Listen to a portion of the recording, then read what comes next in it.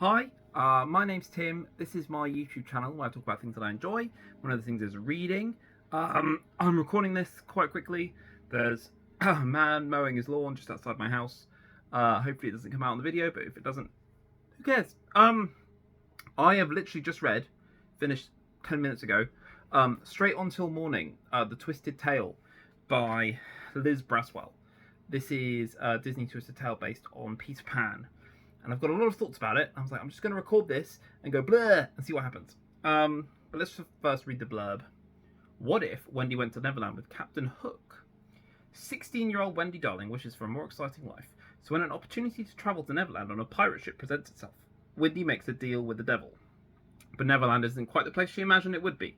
A little pixie named Tinkerbell seems less than friendly. Then Captain Hook reveals some evil plans for Neverland, and it's suddenly up to Wendy and Tinkerbell to save Peter Pan and his world. So,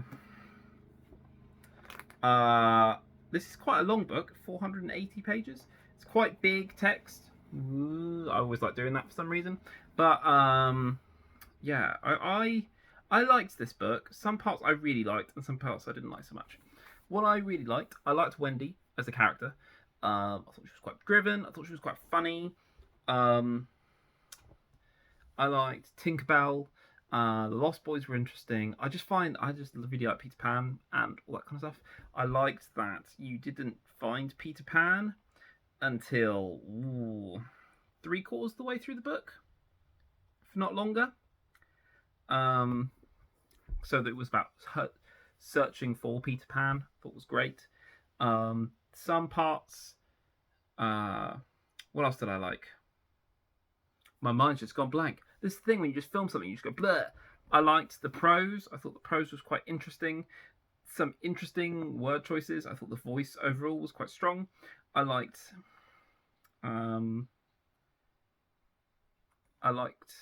the how you kind of travelled around Peter Pan. You met the mermaid. I thought the mermaid was quite a good scene.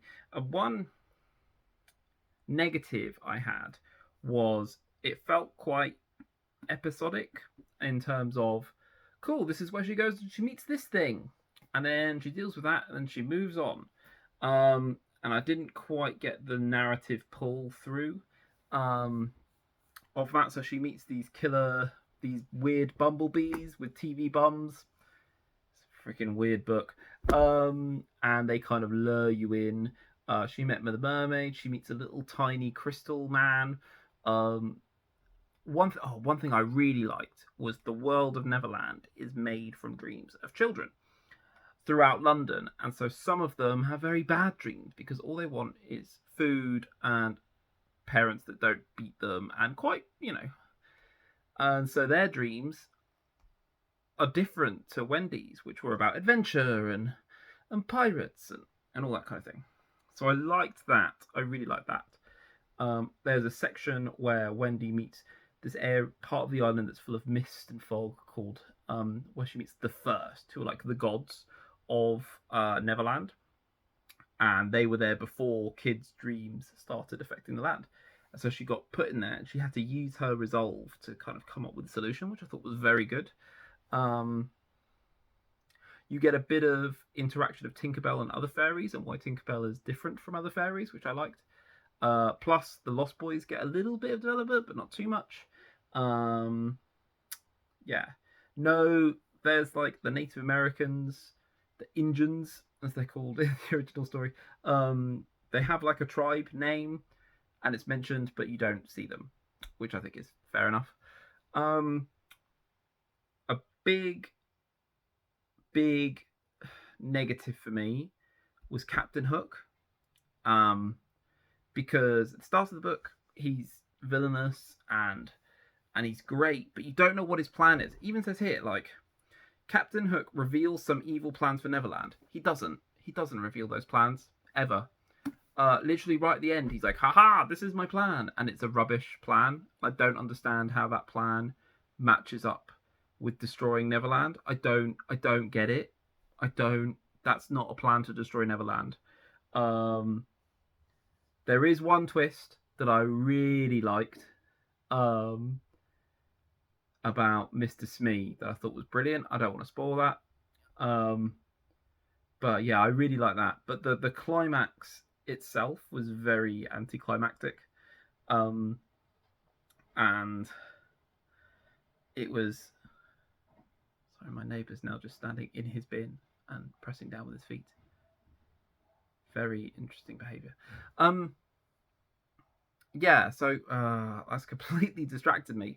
This is going to be an interesting video.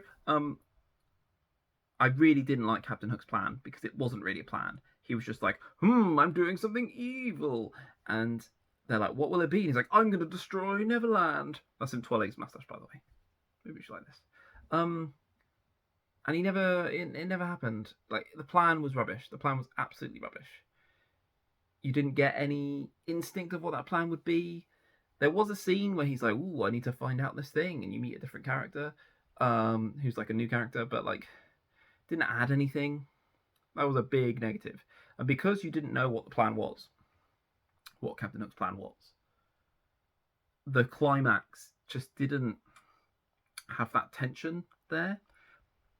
Although it didn't have the tension, I still think Wendy stepped up as a main character and was heroic. So that kind of counteracts it.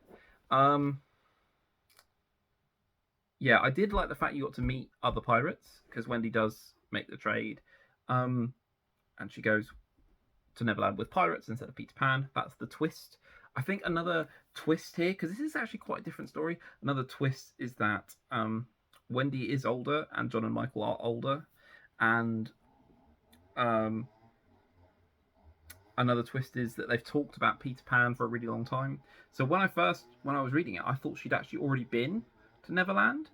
And this was kind of going again, just from how she was talking about Neverland and having seen all these things before, but that's just through stories. And a good twist on how she already had the shadow. Peter doesn't lose the shadow and come to find out she's already got the shadow and has had the shadow for years. Which again made me think that they'd already been, because it's like a sequel to Peter Pan in a weird way, but that's not the case. That's just me misinterpreting it. One thing that was really, really strong is how it dealt with the themes of Neverland. And that's one thing that I think elevates Peter Pan as a story for me compared to other children's fiction, other old children's fiction, other Disney animated classics, is you can lean in on the themes much more or much less when you're telling this story. And this really lent in on growing up. What's it like growing up? What's it like accepting that you're no longer a child, being a child, making decisions like a child? It was very much a theme of, okay, this person is very much like a child and this person is very much like an adult, and how they approach things. And Wendy was kind of in between. Being 16 is a really good age for that. And I thought it really, really nailed that theme. So I'm going to give this, I hadn't thought about rating before I started this video. This video has been a little bit chaotic, but especially with my weird neighbour doing weird things. But I'm going to give this video, what is going on with my brain? I'm going to give this book 4 stars.